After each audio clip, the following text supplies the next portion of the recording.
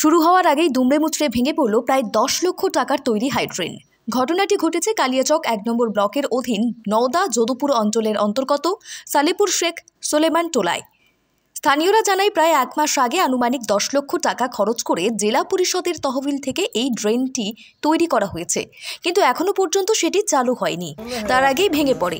এই রাস্তার উপর দিয়ে যাতায়াতকারী সাধারণ মানুষ থেকে শুরু করে স্কুলের ছাত্রছাত্রীদের টোটো বা বাইকে করে নিয়ে যেতে খুব কষ্ট হয়, ফলে যে কোনো সময় দুর্ঘটনা ঘটতেই পারে। তাদের দাবি পুনরায় ড্রেনটির কাজ ভালো করে নির্মাণ করে তাড়াতাড়ি চালু করা হোক।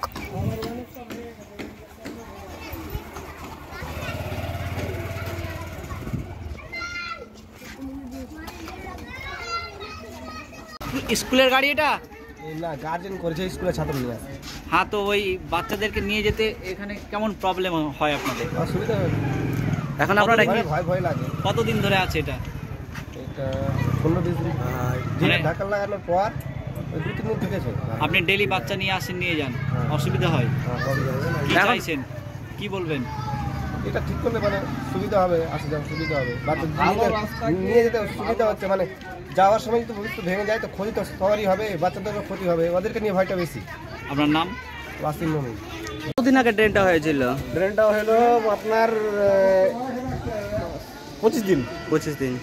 এখানে স্কুল রয়েছে শুনলাম। হ্যাঁ, স্কুল আছে। আপনাদের কেমন অসুবিধা হচ্ছে? খুবই অসুবিধা, যাকে বলে যার তো অসুবিধা আর থাকে না। আপনারা কি চাইছেন এখন? আমার যেমন আছে কি রাস্তা ভালো হওয়া দরকার, ড্রেনটা ভালো হবে। এর জন্য দায় কাকে করছেন?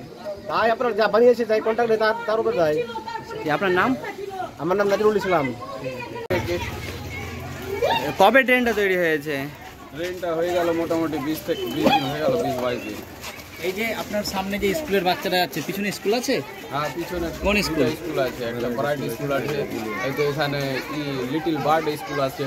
তো প্রতিদিন যে বাচ্চারা এভাবে যাচ্ছে, বাইক যাচ্ছে, টোটো যাচ্ছে, গাড়ি যাচ্ছে এবং চলাচল সাইকেল, খুব মোটরসাইকেল। অসুবিধা। সকাল 7টা থেকে স্কুল লাগছে, প্রায় 6:30 7টা থেকে, আর মানে গোটা সন্ধ্যা পর্যন্ত 4টা-5টা পর্যন্ত স্কুলের ছাত্র যাতায়াত করছে। এরকম খুব অসুবিধা। ছোট ছোট বাচ্চা এই তো খাদগুলাতে মানে ভালো করে ড্রেন ভেঙে গেছে, খাদগুলাতে পড়ে যাচ্ছে বাচ্চাগুলো। তারপরে আমাদের এই বাচ্চা চলাফেরা করছে, খুব ভয় লাগছে, পড়ে যাচ্ছে। তো আপনি এলাকাবাসী হিসেবে কি বলবেন, কি দাবি রাখছেন? তো ভালো করে কাজ হয়নি, তো ভালো রাস্তাকে কেটে কুটে এরকম করে জেনাসে করে একদম ড্রেনটা করলো, কিছুই কাজ হয়নি। না সিমেন্ট ভালো আছে, না কিছু করে মানে ভালো আছে। এখন কি চাইছেন? ভালো করে ড্রেন করতে হবে। আবার কাদের দায়ী করছেন? এর জন্য দায়ী কে? ড্রেন যারা করেছে ওদেরকে দায়ী করব, কারা দায়ী হবে? ঠিক আছে, আপনার নাম? আমার নাম মোহাম্মদ সোহেল আক্তার। ঠিক আছে।